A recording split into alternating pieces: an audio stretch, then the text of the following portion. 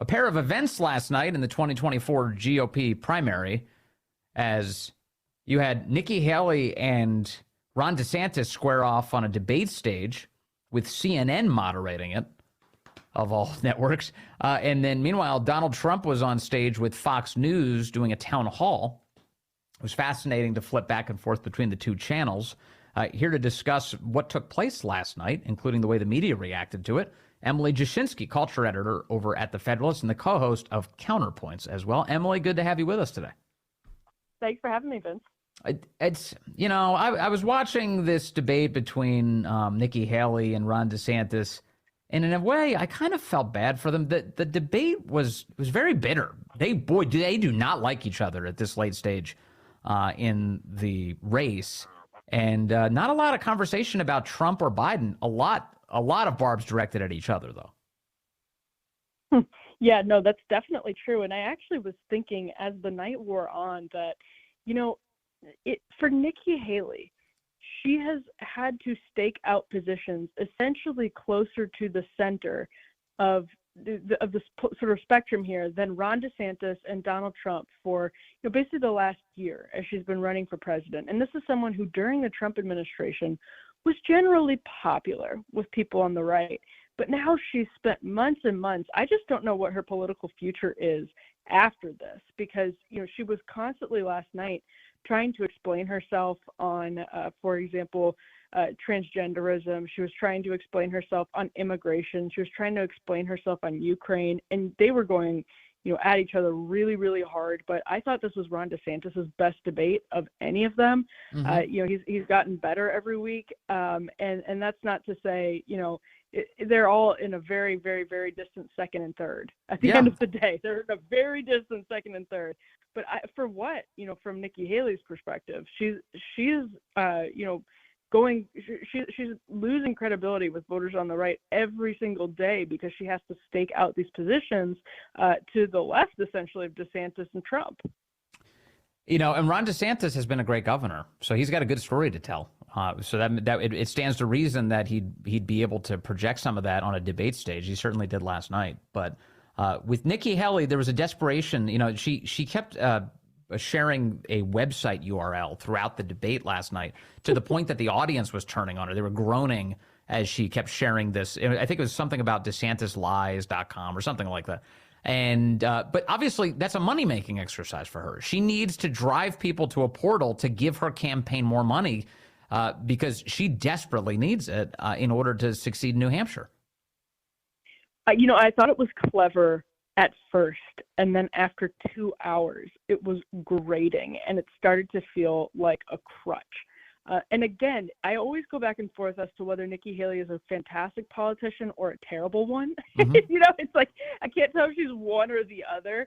But as this primary wears on, I'm just thinking to myself, you know, she's had some great moments as a politician, just on the sort of strategic, tactical points. But it was a crutch she couldn't stop using yesterday. It felt like every time she got hit hard by DeSantis, she just went back to DeSantisLies.com. Yeah. And also she, you know, the truth is, like, during the debates, she also sets off alarm bells by appealing to identity politics as a rationale for why she should be president, which is like, whoa, wait a second. In 2024, you're really going to be wielding, oh, I'm a woman, I wear high heels, I'm tough, I can get it done. But I think most of the Republican base, if to the extent that they've ever been like convinced that that's a legitimate argument, that spell is broken. They're like, okay, wait, that's the dumbest thing I've heard. And it's the same, you know, Nancy Mace earlier this week claiming that Hunter Biden had white privilege. That just sets off alarm bells. You're like, what are you doing?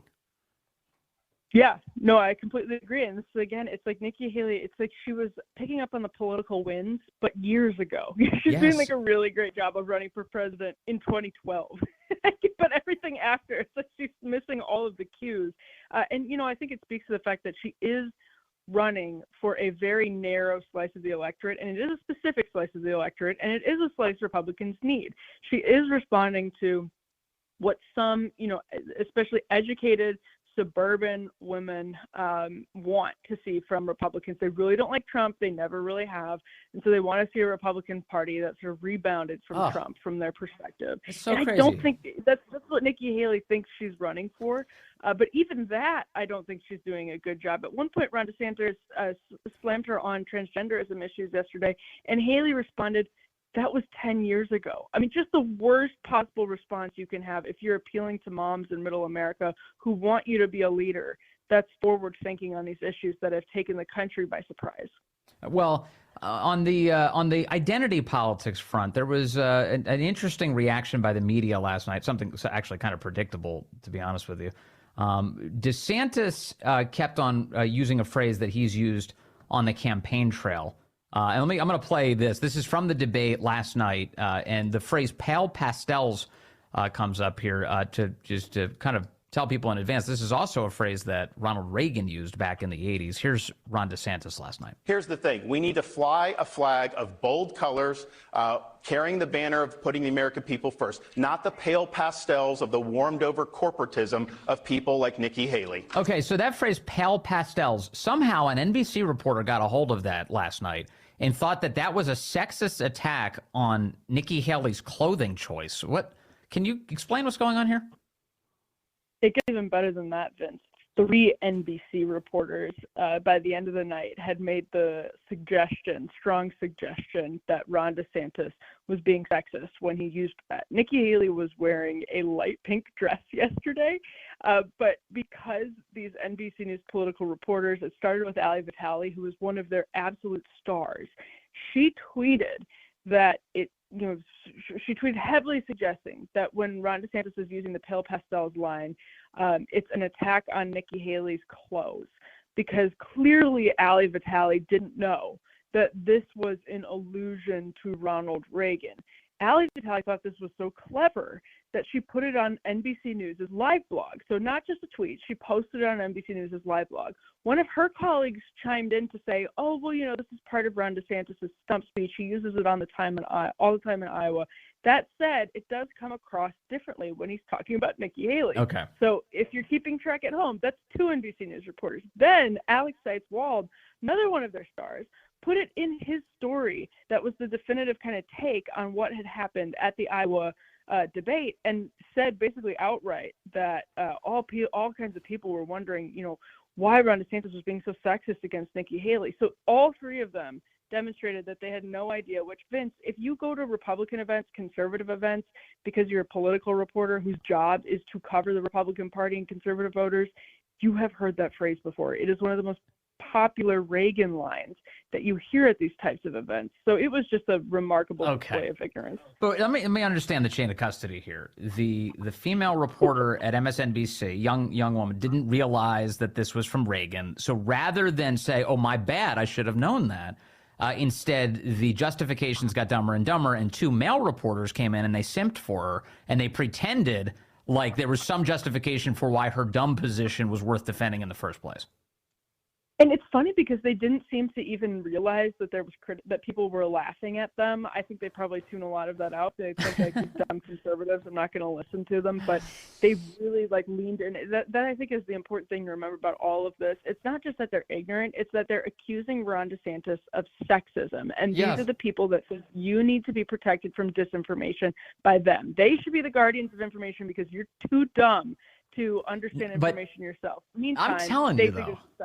I'm telling you, though, that first response from that other NBC reporter, Alex Hernandez, it says that line, I'm going to re-quote what you said. DeSantis' pale pastels reference is a line pulled from his stump speech. He often says that Republicans need to lead with core convictions and govern with bold colors, not pale pastels. That said, saying it out of context here, standing next to Haley, does come off differently. Everything after the words "that said" is literally just an excuse for why his colleague got it wrong. It's not, he's only offering her a concession. That's all. It's like trying to figure out a way to spin her out of this. I know, it was so funny. It was so funny. Like, even when somebody, presumably he's been on the ground in Iowa all of this time, and so he thinks he's coming in with a new piece of knowledge, but he's still missing the bigger piece of knowledge. It's just amazing. It really is amazing. Meanwhile, Donald Trump was on a town hall stage last night with the Fox News channel, And, talking to friends and colleagues, I agree. He seemed as natural and as ready to go as he has this entire campaign. He was very much at ease last night and seemed to be handling the interaction with the crowd there well. Just a really stark contrast from two people who are battling it out so bitterly, fighting for their careers for a very, very distant second, right? It's not like one of them is within, reaching distance of Trump. They're down double digits basically everywhere. And so when you have, it's not like they're down 5%. Like they're struggling to be in second place in most of these states and nationally. And they're fighting bitterly for their careers. And Trump is just swatting down questions left and right from, tough moderators who are pushing him on tough things. To your point, Vince, similar reaction. He did seem like he was in, politically good form. Yeah, well, I'll play some audio from Trump last night because I do think some of his answers were super interesting. One of them is that the left is saying he's going to hurt everybody. He's going to be a dictator. And they point to his prior pursuit of retribution. That's a phrase that he's used. And to normal people among us, it does make sense that people who have violated the law should be held accountable, including while Trump was president, the ones who were trying to stagger his presidency. But Trump is backing away from this term retribution. In fact, he says he's not even going to really need it because success is the best retribution. Listen to this. You're in your rallies. You spend a lot of time talking about retribution. And so there are questions about how much a second term of a Donald Trump presidency, second term, would be about retribution and looking backwards and grievances, and how much would be looking forward. Well, first of all, a lot of people would say that that's not so bad. Look what they did. Russia hoax, the FBI Twitter hoax, the 51 intelligence agents hoax, all of these different hoaxes that they did. I mean, a lot of people would say that's probably quite normal. I'm not going to have time for retribution. We're going to make this country so successful again. I'm not going to have time for retribution. And remember this. Our ultimate retribution is success. Now, I will say, having heard that answer, I'll admit to a little bit of disappointment in it because I was like, I do think that people should be held accountable for their tyrannical behavior. But what did you read into that answer? Yeah, no, I actually saw some interesting responses to that from people in the conservative space saying, retribution, at least like politically and substantively, as good of a line as that is, and like Trump is in his sort of usual form there, he rattled it off very naturally as though it had never been scripted, and it probably never had been scripted. But the substance of retribution in this case is reforming, and it's creating and enforcing consequences and disincentivizing corrupt behavior. And so to some extent, there's a very substantive argument for retribution, at least legally, in so many of these cases. And that, I think, actually sparked a really interesting discussion. But as folks just heard there, it was like classic Trump, really. And it opens up the question of, when he's in those debates with other candidates, I think there's a pretty good argument that he's at his best. And so, there was, I heard, I think Anderson Cooper talking yesterday about what a shrewd decision Donald Trump had made with David Axelrod and Abby Phillips over on CNN not to do the debates. Well, to some extent, yeah, I mean, it shows that he's really above the pack. On the other hand, we don't know how much more he would have been up if he was. Sure. Yeah, it's sort of unfalsifiable. Because when you listen to him with Brett Baer, he's able to handle all of that. Yeah, it is sort of unfalsifiable. But the reality is, of course, he skipped the debates and he's doing better than ever. So we don't actually know what it would have looked like before, but for now it's working. Whatever he's doing is working right now. Emily Jashinsky, thank you. I really appreciate your time as always. Great to talk to you today.